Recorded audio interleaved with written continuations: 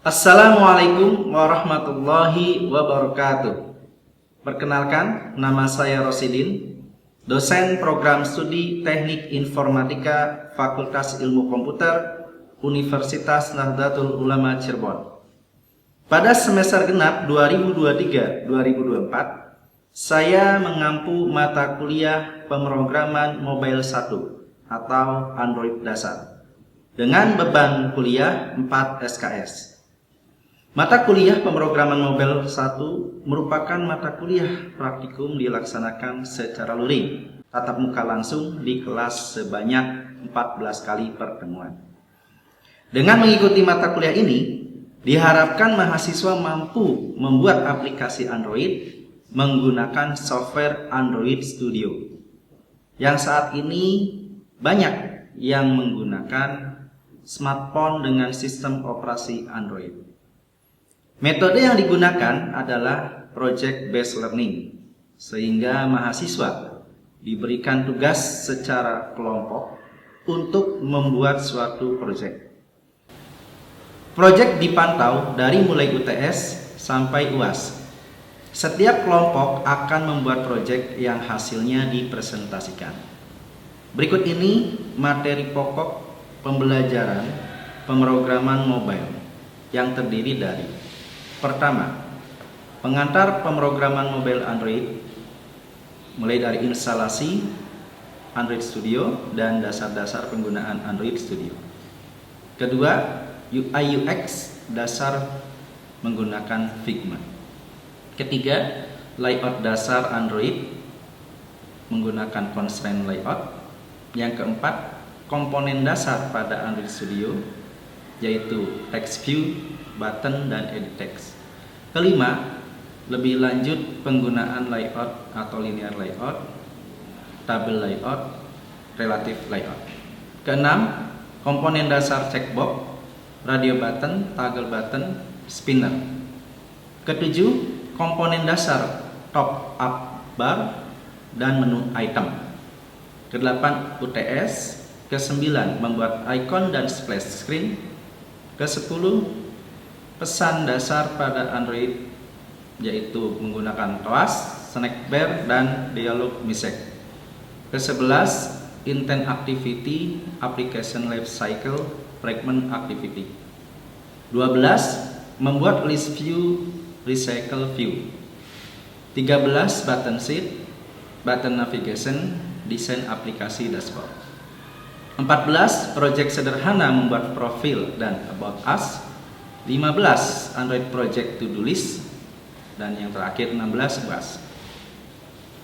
Mata kuliah ini dibuat dengan aturan penilaian yang disepakati bersama dengan mahasiswa sebagai berikut: absensi atau keaktifan 10%, tugas 15%, sikap 10%, UTS 30% dengan syarat kehadiran minimal 80% sebelum UTS. UAS 35% dengan syarat kehadiran minimal 80% sebelum UAS. Pemberian kesempatan perbaikan keaktifan diberikan pada saat di kelas dengan cara berdiskusi dan pembahasan tugas praktikum. Tugas-tugas berupa proyek diupload dan dinilai di GitHub Cloud masing-masing akun. Laporan proyek berupa dokumen dibuat berupa website personal masing-masing. Berikut ini adalah cuplikan pengajaran pertemuan 4 mata kuliah pemrograman mobile 1 dengan pembahasannya, yaitu materi penggunaan komponen-komponen yang ada di Android Studio. Bismillahirrahmanirrahim. Assalamualaikum warahmatullahi wabarakatuh. Waalaikumsalam warahmatullahi wabarakatuh. Sebelum kita memulai perkuliahan mata kuliah pemrograman mobile atau Android dasar pada pagi hari ini, mari kita sama-sama berdoa terlebih dahulu. Berdoa dimulai.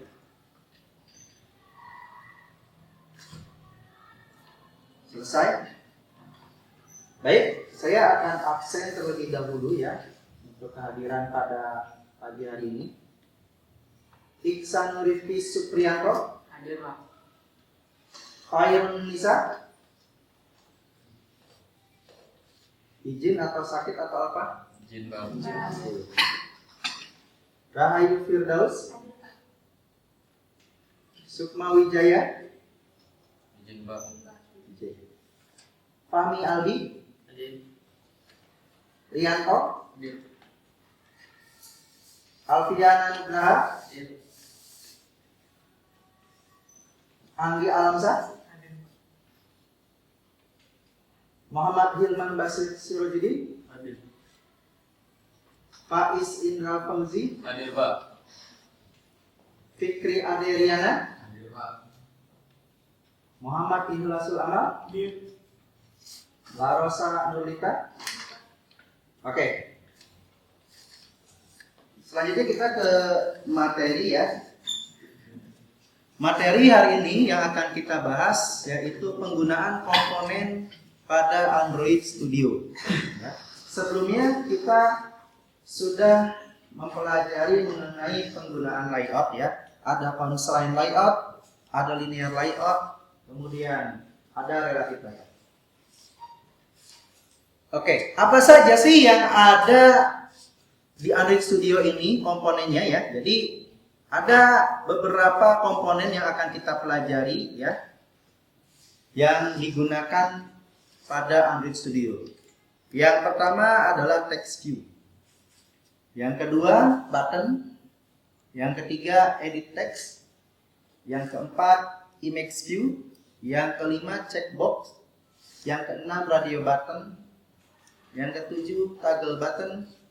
Yang kedelapan spinner. Yang kesembilan membuat top up bar. Dan yang terakhir 10 adalah menambahkan menu item pada toolbar. Baik, kita akan pelajari bersama dan kita diskusikan bersama mengenai materi text view. Nanti ketika saya menjelaskan ya dan mempersilahkan kepada kalian bertanya, silahkan kalian langsung tanyakan. Ya. Atau dari kalian nanti ada yang menambahkan, silakan menambahkan pertanyaan dari temannya ya, seperti itu. Baik, text view.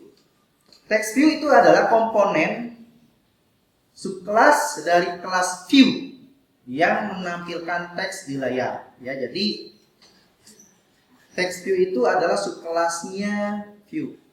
Ya. View-nya itu parent, view-nya parent, text view-nya adalah child. Ya, indukannya ini anaknya. Artinya ini subkelas dari si view. Nah, text view ini fungsinya adalah menampilkan teks di layar HP Android atau smartphone Android. Ya. Jadi kalau kalian melihat informasi-informasi teks yang ada di smartphone itu kebanyakan menggunakan text view, ya kan, menampilkan informasi teks di layar. Nah, teks muncul dengan berbagai macam atribut yang bisa kita atur, yang bisa kita kontrol di desain XML layout. Oke. Kemudian cara menggunakan text view itu mudah ya. Jadi insya Allah kalau kalian sudah terbiasa ya menggunakan Android Studio, jadi bisa drag and drop untuk menempatkan komponen text view. Sebenarnya semua komponen sih yang ada di Android Studio itu bisa drag and drop ya. Oke. Next. Nah, berikut ini adalah atribut yang bisa digunakan pada text view ya. Beberapa atribut teks yang sering digunakan. Yang pertama adalah typeface ya. Typeface Android. Nah, typeface ini adalah untuk font, jenis font. Jenis font yang ada di atribut teks itu dia menggunakan sans serif atau bisa juga kombinasi sans serif, monospace dan serif. Nah, ini contoh untuk source code XML-nya ya. Jadi di sini ada teks belajar pemrograman mobile. Nah, typeface-nya sans atau kalau yang Android Studio yang sekarang sans serif seperti itu. Lanjut. Kemudian atribut teks yang kedua yang sering digunakan ya, yang umum sering digunakan adalah text style ya. Text style. Nah, text style ini adalah teks yang memang nilainya bisa dibuat bold atau tebal, italic atau miring ya. Atau bold, keduanya bold dan italic. Seperti itu ya. Selanjutnya atribut yang selanjutnya adalah text color ya. Text color itu adalah memberikan nilai terhadap text view berupa warna ya. Text color itu memberikan fungsi warna terhadap text view. Nah, di sini bisa kita masukkan langsung misalkan color titik red, color titik blue dan sebagainya. Nah, yang diterapkan di sini menggunakan hexadesimal ya. Nah, kalau hexadesimal itu custom warnanya ya.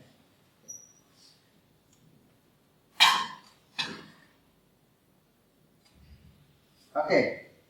Selanjutnya atribut yang lain ya, selain yang tadi itu kita bisa merubah settingan atributnya langsung di desainnya. Nah, mungkin sebelum-sebelumnya kita melihat menggunakan kode-kode XML ya. Nah, selain menggunakan kode-kode XML, kita juga bisa merubah daripada atribut yang bisa digunakan itu, yaitu menggunakan desain. Apa namanya? Desain tampilan. Ya, di sini text color, ada text size ya kan? Ada font family seperti itu ya. Oke.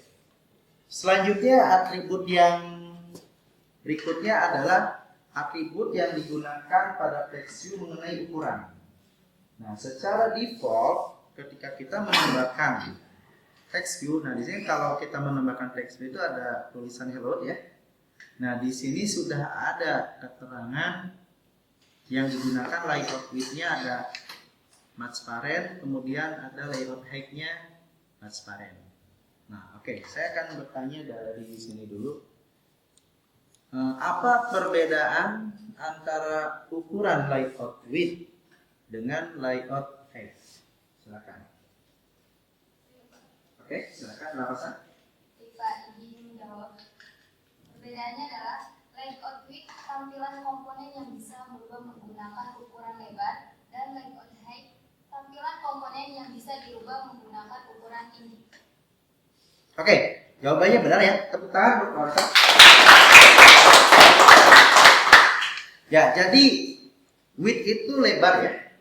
Width itu lebar. Jadi kalau di sini kalau misalkan kita set sebagai transparent, si layoutnya dia ngikutin layout layout induknya, mengikuti layout induknya. Misalnya ini kan menggunakan constraint layout. Nah, ukuran panjangnya ini mengikuti. Nah, ini kalau kotak merah ini untuk nandain aja sih, nandain ini pakai titik. Tapi aslinya dia ngikutin gitu kan, ngikutin panjang. Nah, kalau nanti kita praktekkan ya, kalau kita praktekkan mengenai text view ya, saya coba buka dulu. Oke. Jadi ini saya sambil menunggu.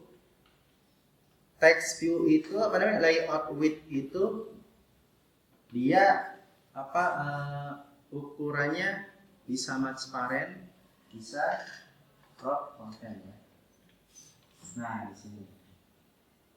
Nah, ini kan ukurannya seperti ini ya. Nah, di sini wrap content. Nah, bisa juga text view yang lain. Nah, di sini wrap content. Oke. Ya. Di sini tadi kita melihat mengenai ukuran ya. Mengenai ukuran ada crop content ya kan. Nah, ada transparent. Nah, apa perbedaan antara transparent dan crop content? Ini pertanyaan Pak izin menjawab Pak. Oke.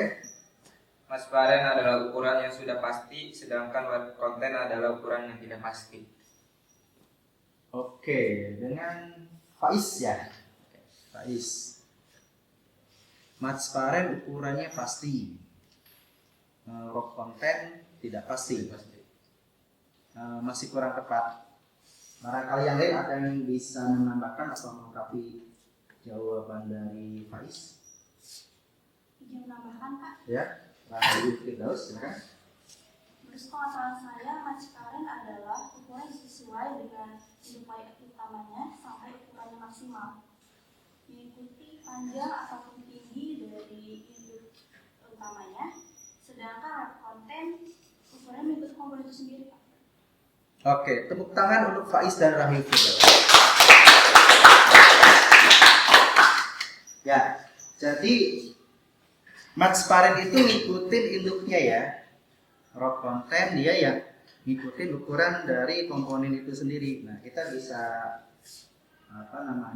cek untuk pembuktiannya ya. Karena kalau pemrograman ini kan harus dipraktekkan. Nanti kalian ada tugas untuk mempraktekkan materi-materi yang sudah saya sampaikan.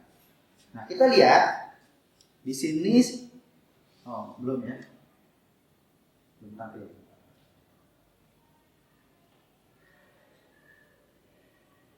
Oke, kelihatan ya? Nah, di sini ada text view tulisannya ya. Tapi layout width-nya rock content, kemudian layout height-nya rock content. Kita coba ubah di desain ini menjadi Matsparen ya. Matsparen.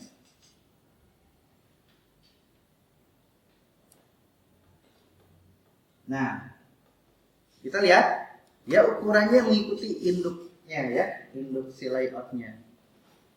Nah, begitu juga kalau kita ganti height-nya menjadi Matsparen.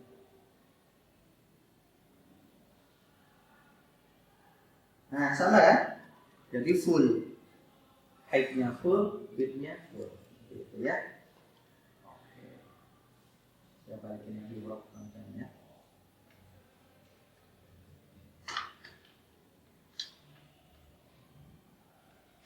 Oke. Seperti itu ya, kurang lebih untuk penggunaan layout width dan layout height dan ukurannya ya, ukuran satuan ukurannya. Selanjutnya saya akan bertanya lagi masih mengenai penggunaan ukuran pada layout width dan layout height. Oke, bisa tidak sih kita membuat ukurannya supaya custom, jadi tidak terpaku dengan Matsparen maupun rock content? Oke, Rahayu lagi, silakan Rahayu. Bisa Pak, dengan Bisa. cara memasukkan angka yang satu lainnya pada komponen tersebut. Contohnya 16 dp, 30 dp, dan 50 dp pada komponen tersebut. Oke, jadi bisa ya custom ya. Ya, tepuk tangan. Oke. Ya, selain menggunakan layout Matsparen dan rock content, bisa juga dimasukkan angka di sini ya. Angkanya misalkan 50 dp atau 10 dp, 15 dp seperti itu ya. Jadi ukuran satuannya menggunakan angka. Nah, di sini pada tampilan contoh text view ini adalah menggunakan layout constraint layout. Nah, ada yang bisa menjelaskan apa itu constraint? Saya izin menjawab Pak. Oke, silakan Andi. Menurut saya constraint layout adalah layout parent atau root atau induk yang memfasilitasi semua komponen di atasnya dan bisa ditempatkan posisinya secara bebas. Oke ya. Tepuk tangan untuk Andi. Jadi constraint layout ini sebetulnya penggunaannya mudah ya. Artinya semua komponen yang sudah dimasukkan di dalam constraint layout itu bebas diatur di mana saja posisinya, bebas dilakukan desainnya di mana saja. Ya, selain constraint layout kan ada linear, ada relatif ya. Nah, ini memang awal kali ketika kita membuat suatu project itu ditampilkan ukurannya menggunakan constraint line. Oke. Lanjut. Menambahkan gambar ya. Nah, di sini untuk text view itu kita bisa menambahkan gambar. Ya, menambahkan gambar pada text view, pada komponen text view. Nah, coba saya mau bertanya mengenai gambar. Ya. Nah, untuk gambar ini ada di mana? Direktori mana untuk file gambarnya? Ada yang tahu? Saya izin menjawab. Oke, Anggi lagi silakan. Untuk gambar biasanya terdapat di folder drawable Pak, dan untuk memanggilnya itu bisa menggunakan sintaks set drawable lalu lokasi gambar tersebut. Oke, tepuk tangan lagi untuk Anggi. Dapat bonusnya banyak Anggi ya. Jawab terus sama Rai tadi 2 kali ya. Oke, jadi di sini untuk gambar dimasukkan ke direktori drawable ya. Oke. Nah, selanjutnya untuk gambar kita bisa menempatkan posisinya ya. Jadi bisa kita posisikan gambar di sebelah kiri, text view bisa di posisi sebelah atas, di bawah maupun sebelah kanan ya. Jadi kalian sukanya yang mana? Mau di sebelah kiri boleh, di kanan boleh. Ya, ini juga bisa di tengah-tengah tulisannya yang menggunakan graffiti. Itu. Nah, ini contoh penggunaan text view yang sudah saya buat. Sudah ada tutorialnya di YouTube, nanti di materi ini saya share ya linknya. Silakan kalian pelajari dan kerjakan ya. Di sini menggunakan padding ya dan margin. Nah, kalau perbedaannya adalah kalau padding itu luas dari text view-nya ada di komponen text view-nya ya. Kalau margin dia menempatkan posisi di layout induknya.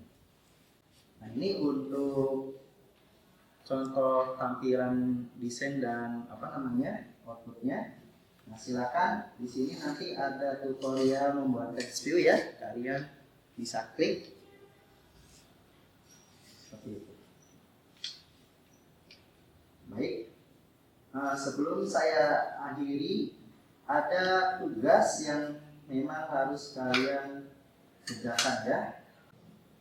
Nah, ini link tugasnya. Silakan nanti kalian klik link tugasnya ya di sini.